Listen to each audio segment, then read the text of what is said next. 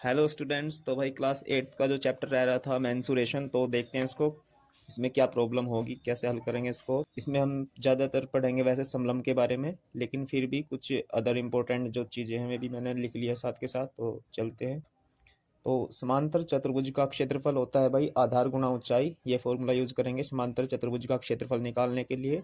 उसके बाद समलंब का क्षेत्रफल होता है भाई 1/2 गुणा समांतर भुजाओं का योगफल और गुणा ऊंचाई। ठीक है, ऊंचाई देखो ये हमारा समलंब है। ठीक है, ये भुजा पी क्यू और आर एस जो है ये समांतर भुजाएं हैं, जबकि एस पी और आर क्यू ये असमांतर भुजाएं हैं।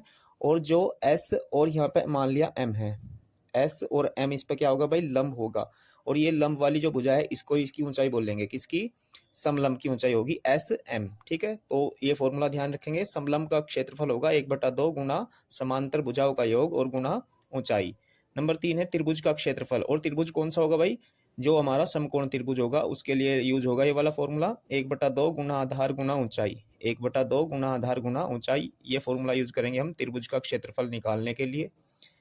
नंबर 4 है पाइथागोरस प्रमेय। और ये होती है भाई हमारा कर्ण का स्क्वायर इज इक्वल्स टू होता है आधार का स्क्वायर प्लस लंब का स्क्वायर।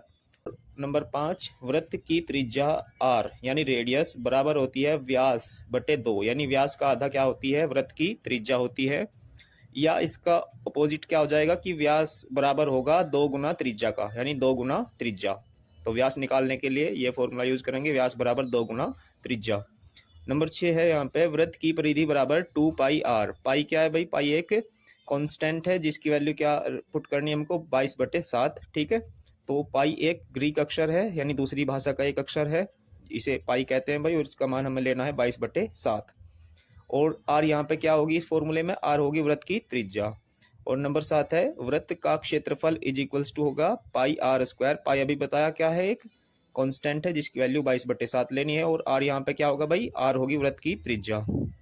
लेकिन फिलहाल हम आज ये पढ़ेंगे भाई समलंब का क्षेत्रफल, और ये होता है 1/2 गुणा समांतर भुजाओं का योगफल और गुणा ऊंचाई। इस पे एक प्रॉब्लम देखते हैं कैसे सोल्व करनी है। तो चलिए शुरू करते हैं। ठीक है, तो लेट्स स्टार्ट। तो सबसे पहले तो भाई सबसे पहले हम ये फॉर्मूला लिख लेंगे समलंब का क्षेत्रफल। समलंब का क्षेत्रफल बराबर 1/2 गुणा समांतर भुजाओं का योग, समांतर भुजाओं का योग, समांतर भुजाओं का योग और गुणा ऊंचाई, गुणा ऊंचाई यानी उन दोनों भुजाओं के बीच की जो दूरी है उसको उसकी ऊंचाई कहते हैं। और इज इक्वल्स टू 1/2 जो का तो इंटू, और इंटू के बाद समांतर भुजाओं का जो योग है वह देखेंगे भाई कितनी है भुजाएं, 15 मीटर और 13 मीटर। जो भुजाएं समांतर हैं में दी है 15 मीटर और 13 मीटर, तो इनकी जगह वैल्यू पुट करेंगे और उनका योगफल कर देंगे। तो 15 प्लस 13 और इंटू जो ऊंचाई है वो कितनी है भाई, ऊंचाई यानी उनके बीच की जो दूरी है वो है 14 मीटर, तो इसकी जगह रख दिया हमने 14 मीटर।